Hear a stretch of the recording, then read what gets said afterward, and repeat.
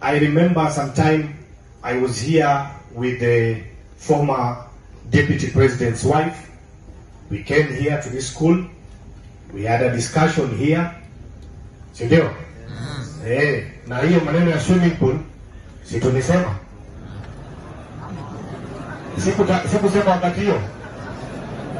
But sasa nataka niwatangazie waziri, I had looked for some friends and some partners about they had decided that they are going to sponsor 3 swimming pools, and Kisii High School is one of them, and very soon those engineers will be here.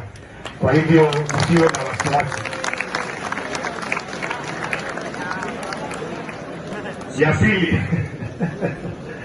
Ya pili nataka nikueleze waziri, the school performed very well.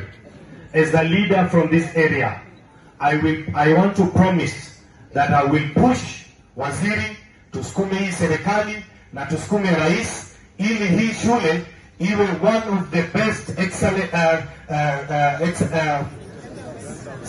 centers of excellence within Kenya. Sawa sawa? Bas, kwa sababu ya muda